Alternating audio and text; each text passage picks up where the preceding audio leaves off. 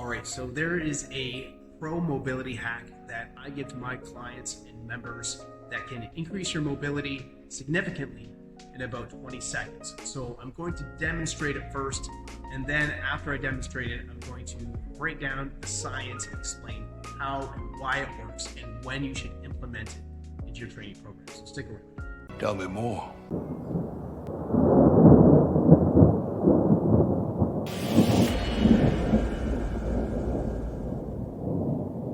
Okay, so the key to this mobility hack is being able to use your diaphragm in breathing. So you've probably heard of diaphragmatic breathing before.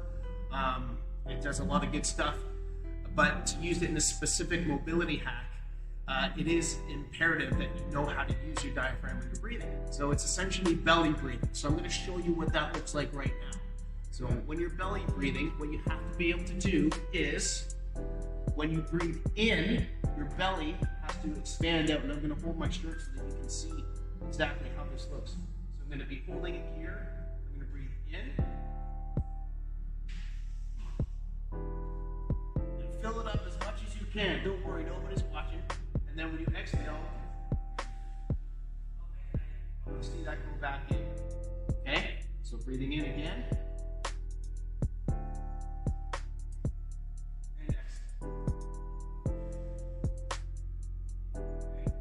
Then you'll see after I breathe in, I do hold it for a little while too, for a few seconds.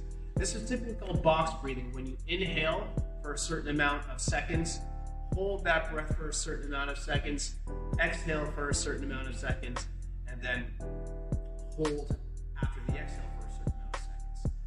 Now, what you want to do is do that during a movement that you're restricted in. I'm going to demonstrate the squat movement right now, but you can use this method in any movement or exercise or even a single joint, and it'll work the same. So here it is in the squat.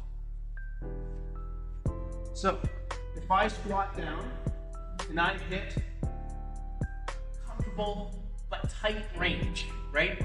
So if I went any further than this, say, I'm demonstrating, I can squat lower than this, but say I feel it starting to get tight right here, and if I were to go any lower, I would lose my form, right? I would start to do this.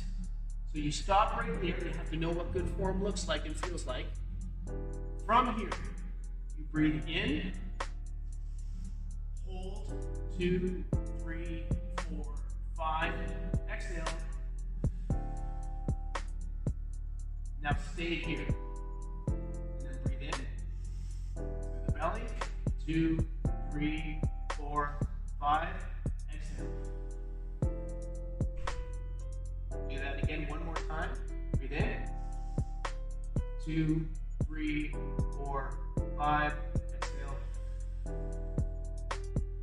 And then when you're down here, you can support yourself with your arms on your legs. You will start to feel some burning in the quadriceps, just because it's still an eccentric or isometric contraction, more or less. But you're going to gain that range just from doing those 3 5-second holds in whatever movement you're doing. So that's how that works. So it's very simple in its application. You breathe in through the belly, through the diaphragm, hold, and then exhale. And on the exhale, you try to gain more range. Common mistake when using this is when people go into the movement. Breathe in, they exhale, they go lower, then when they breathe in again, they come back up, and then they exhale. Well, that means you're just going up and down, and you're not really gaining range of motion. So make sure that you don't come back up when you do the inhale portion. Okay, now let's sort of go and get some visuals on the science and explain how this works. So really quickly here, let's get down to business here. All right. Time to get down to business. Right? So, all right, here is your diaphragm here. You can see that it's a dome shape or like a parachute shape muscle. It sits underneath your ribs, okay, right there. And here is your vagus nerve, and you can see that it runs from the brain all the way down through, and it runs down through the diaphragm muscle. So when you contract your diaphragm muscle, it's shaped like this when it's relaxed. When it's contracted, it flattens out. That's why when you breathe in and you contract the diaphragm, it pushes the belly and the guts out. So it goes down, it pushes stuff out. When it relaxes, it comes back up to the dome shape and the belly goes in. So when you contract it, it actually pulls the lungs down and expands the lungs, and that's how you get air into the lungs. So while it does that, like I said, the vagus nerve runs through it and it stimulates the vagus nerve. And again, this isn't a video on the vagus nerve and all of its things that it does. But when it's stimulated like that from the diaphragm, it sends a signal to the brain, and then through a bunch of mechanisms, through releasing certain neurotransmitters and etc. It will send, the brain will then send those neurotransmitters out to the periphery, or the peripheral nervous system, to the muscles, to send a signal to relax and let go. So a lot of times when you stretch a muscle, I'll just use my bicep because it's right here. When you stretch a muscle and you get to, like, say the point you're like, oh, I can't stretch anymore, it feels really tense, and it is. Sometimes that's an actual tissue, length tissue thing, where the tissue itself is at its end length. Other times it's your nervous system holding on and not letting go.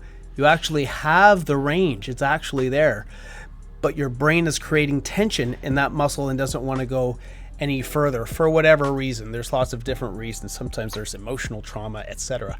It's great physical and emotional trauma. But sometimes it's physical stuff too. But regardless, you can do this diaphragmatic breathing trick in, like I said, in any joint. You could do it for the biceps. You could do it in any complex movement or compound movement, like the squat, like I showed you, and it will work to various degrees. So anyways, I just wanted to make that a quick little science break there to show how and why it works. The next thing you want to know is when to apply this stretching technique. So I do this before any training day, during my warm-up, if I'm going to be doing a movement that I feel like I'm restricted in, so that you can gain that range of motion to get the most out of that exercise and to do it correctly. I'll also do it at night too, when I'm in bed and I'm just stretching and breathing and trying to relax. It's a great time to do it then too, but really any time. So anytime you're looking to gain range, do this technique. It works and you won't be sorry. Right, bud? Oh yeah. Oh yeah, right there, right. So give it a shot. Let me know how it works for you. And like I said, I do this with everybody I train. So I hope that pro tip really helps you in your training and gaining of range of motion. Stay strong and free.